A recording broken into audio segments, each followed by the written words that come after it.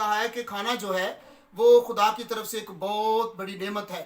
اگر ہم کھانے کو اپنے اوپر حاوی کر لیتے ہیں تو پھر اس طرح سے کھانا جو ہے وہ ہمارے لیے بہت ہی نقصان دہ ہو سکتا ہے. اس لیے خدا نے ہمیں روزہ رکھنے کی مشق دی کہ آپ روزہ رکھیں، اور تاکہ ہمارا جو جسم ہے، ہمارا جو بدن ہے، یہ روح کے کنٹرول میں رہے، روح کے کنٹرول میں رہے. اس لیے خدا نے روزے کی مشق کرنے کے لیے ہمیں کہا.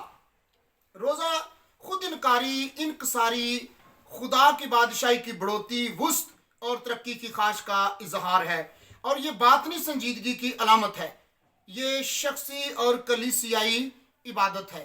اور پھر اس طرح سے بائبل مقدس میں 125 اشخاص کا ذکر ہے جنہوں نے روزے رکھے. ایمانداروں کے علاوہ ایک غیر یہودی دارا بادشاہ نے بھی روزہ رکھا.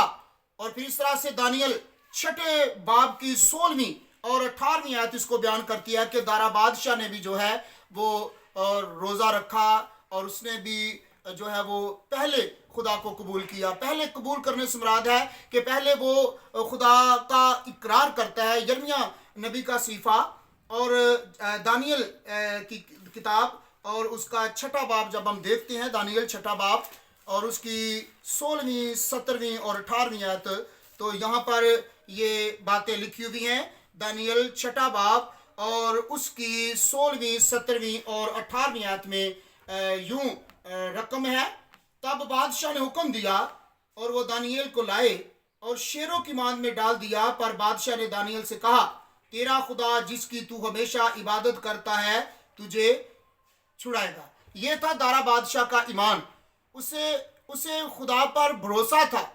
دارا بادشاہ کو خدا پر توکل تھا کہ دانیل واقعی یہ جس خدا کی عبادت کرتا ہے، جس خدا کی پرستش کرتا ہے، اور جس خدا کے ساتھ یہ وفاداری سے چلتا ہے، یہ دانیل کو ضرور رہائی دے گا، شیروں کی ماند سے ضرور چھڑائے گا. اور یہ اس کا ایمان تھا. اور پھر لکھا ہے کہ اور ایک پتھر لا کر اس ماند کے منہ پر رکھ دیا گیا، اور بادشاہ نے اپنی اور اپنے امیروں کی مہر اس پر کر دی تاکہ وہ بات جو دانیل کے حق میں ٹھہرائی گئی تھی تبدیل نہ ہو.